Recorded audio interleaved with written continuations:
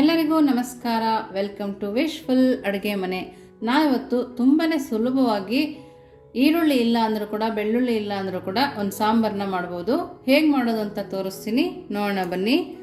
ನೋಡಿ, ಮೊದಲಿಗೆ ಒಂದು ಅರ್ಧ ಕಪ್ ಆಗುವಷ್ಟು ಹೆಸರು ಬೇಳೆನ ತಗೊಂಡಿದ್ದೀನಿ. ನೋಡಿ, ಈ ಕಪ್ಪಲ್ಲಿ 1 ಕಪ್ ಆಗುವಷ್ಟು ತೊಗರಿ ಬೇಳೆನ ತಗೊಂಡಿದ್ದೀನಿ. ತೊಗರಿ ಬೇಳೆ ಕ್ವಾಂಟಿಟಿ ಸ್ವಲ್ಪ ಕಡಿಮೆ ಬೇಕಿದ್ರೂ ಮಾಡ್ಕೋಬೋದು. ನಾವೀಗ ಇದನ್ನು ನೀರು ಹಾಕಿ ಚೆನ್ನಾಗಿ ಒಂದು 3ರಿಂದ 4 ಸರಿ ವಾಶ್ ಮಾಡ್ಕೊಂಬರೋಣ. ನೋಡಿ, ಇವಾಗ ಚೆನ್ನಾಗಿ ವಾಶ್ ಮಾಡ್ಕೊಂಬಂದಿದ್ದೀನಿ. ನೋಡಿ, ವಾಶ್ ಮಾಡ್ಕೊಂಬಂದಿದ್ದೀನಲ್ಲ, ಅದೇ ಕುಕ್ಕರ್ಗೆ ತೊಗರಿಬೇಳೆ ಮುಳುಗಿ ಸ್ವಲ್ಪ ಮೇಲೆ ಬರೋಷ್ಟು ನೀರನ್ನು ಸೇರಿಸ್ಕೊಂಡಿದ್ದೀನಿ. ನಾನು ಅದಕ್ಕೇನೆ ಮೂಲಂಗಿ ಕಟ್ ಮಾಡಿ ಇಟ್ಕೊಂಡಿದ್ದೆ, ಅದನ್ನು ಕೂಡ ಸೇರಿಸ್ಕೊಳ್ತಾ ಇದ್ದೀನಿ. ನೋಡಿ, 4ರಿಂದ 5 ಮೂಲಂಗಿನ ನಾನು ತಗೊಂಡಿದ್ದೀನಿ. ನೋಡಿ, ಮೂಲಂಗಿ ಸೇರಿಸ್ಕೊಂಡಲ್ಲ, ಅದಕ್ಕೇನೆ ಟೊಮೊಟೊ ಕೂಡ ಸೇರಿಸ್ಕೊತಾ ಇದ್ದೀನಿ. ನಾವು ಈ ಥರ ಒಟ್ಟಿಗೆ ಬೇಯಿಸೋದ್ರಿಂದ ಟೇಸ್ಟ್ ಕೂಡ ತುಂಬ ಚೆನ್ನಾಗಿರುತ್ತೆ. ನೋಡಿ, ನಾನು ಇದಕ್ಕೇನೆ ಸ್ವಲ್ಪ ಅರಿಶಿನ ಪುಡಿನ ಸೇರಿಸ್ಕೊಳ್ತಾ ಇದ್ದೀನಿ, ಸ್ವಲ್ಪ ಎಣ್ಣೆನ ಸೇರಿಸ್ಕೊಳ್ತಾ ಇದ್ದೀನಿ. ನೋಡಿ, ಇಷ್ಟನ್ನು ಹಾಕ್ಕೊಂಡು ಒಂದ್ಸರಿ ಕೈ ಆಡಿಸ್ಕೊಬೇಕು.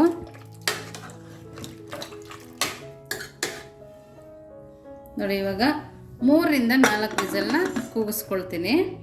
ಬೇಳೆನೂ ಬೇಯುತ್ತೆ, ಮೂಲಂಗಿನೂ ಒಂದೇ ಸರಿ ಬೇಯುತ್ತೆ, ಬೇಗ ಕೂಡ ಆಗುತ್ತೆ, ತುಂಬ ರುಚಿಯಾಗಿರುತ್ತೆ. ಹೊರಗಡೆಯಿಂದ ಬಂದಾಗ ಏನು ಮಾಡೋದು ಅಂತ ಯೋಚನೆ ಮಾಡಿದ್ರು ಕೂಡ ತುಂಬ ಬೇಗ ಮಾಡ್ಕೊಬೋದು, ತುಂಬ ಸುಲಭವಾಗಿ ಮಾಡ್ಕೊಬೋದು.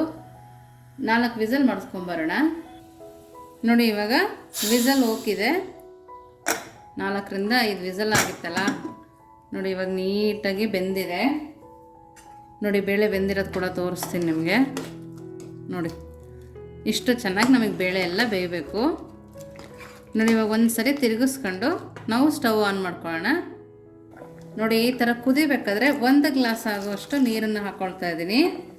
ನಾನಿಲ್ಲಿ 2ರಿಂದ 3 ಸ್ಪೂನು ಸಾಂಬಾರು ಪುಡಿನ ಹಾಕ್ಕೊಳ್ತಾ ಇದ್ದೀನಿ.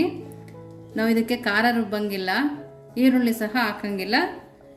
3 ಸ್ಪೂನ್ ಸಾಂಬಾರು ಪುಡಿ ಹಾಕ್ಕೊಳ್ತಾ ಇದ್ದೀನಿ. ನಿಮ್ಮ ಖಾರಕ್ಕೆ ಅನುಗುಣವಾಗಿ ಸಾಂಬಾರು ಪುಡಿ ಹಾಕೋಬೋದು. ಮನೇಲಿಲ್ಲ ಅಂದರೆ MTR ಎಲ್ಲ ಬರುತ್ತಲ್ಲ, ಅದನ್ನು ಕೂಡ ಯೂಸ್ ಮಾಡ್ಕೋಬೋದು. ನೋಡಿ, ಈ ಥರ ಸಾಂಬಾರು ಪುಡಿ ಹಾಕಿ ನೀಟಾಗಿ ಕೈ ಆಡಿಸ್ಕೊಬೇಕು.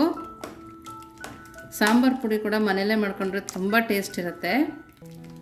ನೋಡಿ, 5 ನಿಮಿಷ ಕುದಿಸ್ಕೊಬೇಕು ನಾವೀಗ. ನೋಡಿ, 5 ನಿಮಿಷ ಕುದಿಯೋಕ್ಕೆ ಬಿಡೋಣ. ನೋಡಿ, ಈ ಥರ ಕುದಿಬೇಕಾದ್ರೆ ನಾನು ಕಲ್ಲುಪ್ಪನ್ನು ಸೇರಿಸ್ಕೊಳ್ತಾ ಇದ್ದೀನಿ. ನಾವು ಇಷ್ಟೋ ತನಕ ಉಪ್ಪು ಹಾಕಿರಲಿಲ್ಲ. ನೋಡಿ, ಕಲ್ಲುಪ್ಪನ್ನು ಹಾಕಿ ನೀಟಾಗಿ ಕಲಿಸ್ಕೊಬೇಕು. ನಮಗೆ ಬೇಳೆ ಮೂಲಂಗಿ ಎರಡೂ ಬೆಂದಿರೋದ್ರಿಂದ ಜಾಸ್ತಿ ಟೈಮ್ ಏನು ಕುದಿಸೋಂಗಿರಲ್ಲ. ನೋಡಿ, ಒಂದು ಸ್ವಲ್ಪ ಹುಣಸೆ ಹಣ್ಣನ್ನು ನೆನೆ ಹಾಕಿ ಅದನ್ನು ಕಿವುಚಿ ರಸನ ತಕ್ಕೊಳ್ತಾ ಇದ್ದೀನಿ ನಾನು. ನಾವು ಹುಣಸೆ ಹಣ್ಣು ರಸ ಸೇರಿಸೋದ್ರಿಂದ ತುಂಬ ಚೆನ್ನಾಗಿರುತ್ತೆ. ನಾವು ಟೊಮೊಟೊ ಕೂಡ ಒಂದೇ ಒಂದು ಹಾಕಿದ್ದೀವಲ್ವ, ಹಂಗಾಗಿ ಹುಣಸೆ ರಸ ಹಾಕ್ಕೊಬೇಕು. ನೋಡಿ, ಆ ರಸ ಹಾಕಿ ನೀಟಾಗಿ ಕುದಿಯೋಕ್ಕೆ ಬಿಡೋಣ ನಾವು. 5ರಿಂದ 10 ನಿಮಿಷದೊಳಗೆ ಸಾಂಬಾರು ರೆಡಿ ಆಗುತ್ತೆ. ಇವಾಗ ಒಂದು 3 ನಿಮಿಷ ಆಗೋಷ್ಟು ಕುದಿಯೋಕ್ಕೆ ಬಿಡೋಣ. ನಾವು ಇದನ್ನು ಪಕ್ಕದಲ್ಲಿ ಕುದಿಯೋಕ್ಕೆ ಇಟ್ಕೊಳ್ಳೋಣ. ಅಷ್ಟರೊಳಗೆ ಒಗ್ಗರಣೆಗೆ ರೆಡಿ ಮಾಡ್ಕೊಳ್ಳೋಣ. ನೋಡಿ, ಒಗ್ಗರಣೆಗೆ ಬಾಣಲಿ ಇಟ್ಟಿದ್ದೀನಿ, ಬಿಸಿಯಾಗಿದೆ. 2ರಿಂದ 3 ಸ್ಪೂನ್ ಆಗುವಷ್ಟು ಎಣ್ಣೆನ ಹಾಕ್ಕೊಳ್ತಾ ಇದ್ದೀನಿ. ನೋಡಿ, ಎಣ್ಣೆ ಕಾಯಬೇಕು.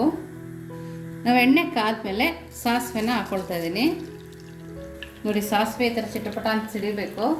ನೋಡಿ, ಸಾಸಿವೆ ಈ ಥರ ಸಿಡಿದ್ಮೇಲೆ ಒಂದೇ ಒಂದು ಒಣಮೆಣಸಿನ್ಕಾಯಿನ 2 ತುಂಡಾಗಿ ಕಟ್ ಮಾಡಿ ಹಾಕ್ಕೊಳ್ತಾ ಇದ್ದೀನಿ. ಇವಾಗ ಹಿಂಗನ್ನು ಸೇರಿಸ್ಕೊಳ್ತಾ ಇದ್ದೀನಿ. ಹಿಂಗೆ ಹಾಕೋದ್ರಿಂದ ಫ್ಲೇವರ್ ತುಂಬ ಚೆನ್ನಾಗಿ ಬರುತ್ತೆ. ನಾನು ಇಲ್ಲಿ ಕರಿಬೇವಿನ ಸೊಪ್ಪು ಕೂಡ ಸೇರಿಸ್ಕೊಳ್ತಾ ಇದ್ದೀನಿ. ಬೆಳ್ಳುಳ್ಳಿ ತಿನ್ನೋದಾದರೆ ಬೆಳ್ಳುಳ್ಳಿ ಕೂಡ ಸೇರಿಸ್ಕೊಬೋದು. ನೋಡಿ, ಒಗ್ಗರಣೆ ರೆಡಿ ಇದೆ.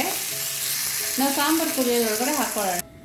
ನೋಡಿ, ಇವಾಗ ಸಾಂಬಾರು ಕುದೀತಾ ಇದೆಯಲ್ಲ, ಇದರೊಳಗಡೆ ಒಗ್ಗರಣೆ ಸೇರಿಸ್ಕೊಳ್ತಾ ಇದ್ದೀನಿ. ಒಗ್ಗರಣೆ ಘಮ ಕೂಡ ತುಂಬ ಚೆನ್ನಾಗಿ ಬರ್ತಾಯಿದೆ. ನೋಡಿ, ಅದರೊಳಗಡೆ ಸಾಂಬಾರು ಹಾಕ್ಕೊಳ್ತಾ ಇದ್ದೀನಿ. ಒಗ್ಗರಣೆ ವೇಸ್ಟ್ ಆಗಲ್ಲ. ನಾನಿವಾಗ ಕೊತ್ತಂಬರಿ ಸೊಪ್ಪನ್ನು ಸೇರಿಸ್ಕೊಳ್ತಾ ಇದ್ದೀನಿ. ಇದು ಊರಿಂದ ತಂದಿರೋ ಫ್ರೆಶ್ ಕೊತ್ತಂಬರಿ ಸೊಪ್ಪು. ನಾವು ಅಪ್ಪ ಕೊಟ್ಟು ಕಳಿಸಿರೋದು. ತುಂಬಾ ಘಮ ಅಂತಿರುತ್ತೆ. ನಾವು ನಾಟಿ ಕೊತ್ತಂಬರಿ ಸೊಪ್ಪನ್ನೇ ಬಳಸಬೇಕು, ಅವಾಗ ಟೇಸ್ಟ್ ಕೂಡ ಚೆನ್ನಾಗಿರುತ್ತೆ. ನೋಡಿ, ನಾವು ಇಷ್ಟನ್ನು ಹಾಕಿ ಚೆನ್ನಾಗಿ ಕುದಿಸ್ಕೊಳ್ಳೋ ಅವಶ್ಯಕತೆ ಇಲ್ಲ, ಬೇಗ ಕೂಡ ಆಗುತ್ತೆ. ನೋಡ್ತಾ ಇದ್ರಲ್ಲ, ರೆಡಿ ಇದೆ.